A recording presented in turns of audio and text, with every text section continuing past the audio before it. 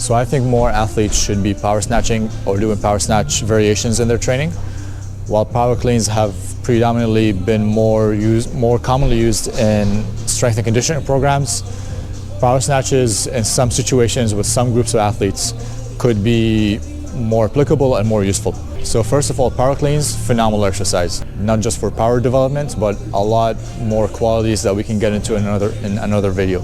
However, some athletes, for example, offensive, defensive linemen in football, rugby forwards, can be a little bit too tight, so either a mobility restriction or a muscle mass restriction that doesn't allow them to get into the front rack position easily.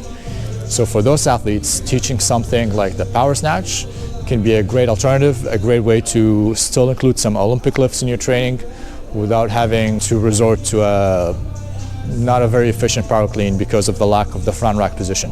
So let's look at some of those athletes. Something like an offensive defensive lineman could really benefit from a block power snatch. Why? Because you're overcoming a lot of resistance from a static start. And that's exactly what they have to do if they're rushing into another athlete or going into a sprint. Hang power snatches, whether it's from the hip, above the knee, below the knee, are also amazing variations. We see a lot of these hang power snatches used heavily in track and field, specifically throwers.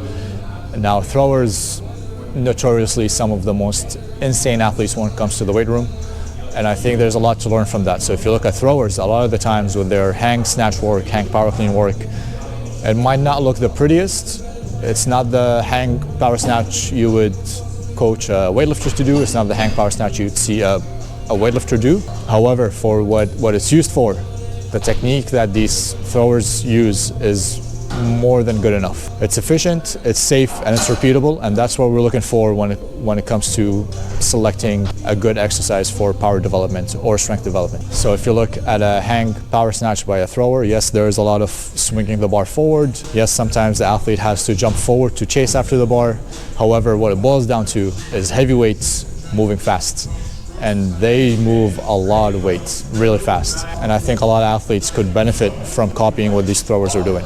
It doesn't matter if you're golfing or you're swinging a baseball bat, the plane of movement does not matter. Moving a lot of weight with this kind of speed, which you have to in a power snatch, because if you don't move it with enough speed, the bar is not going to end up overhead.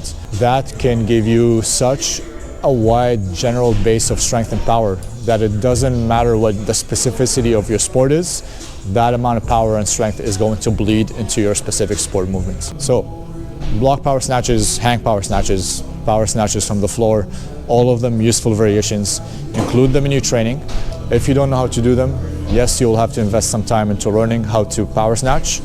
However, I guarantee you 2, 3, 4 months down the road, when your technique is good enough, again, just like the throwers example that we looked at, once you get to that point, now you have exercise, a tool that is so valuable in terms of power development, learning to accelerate an external body of mass, which you have to do in a lot of sports, learning to get stiff under that body of mass when it comes crashing down on you again. So yes, power snatches might be a bit more technical than power cleans, but way worth it in the long run. Invest the time into learning the power snatch, improving your technique, and watch your gains in the long run explode. Thank you for watching this video, and I'll see you in the next one.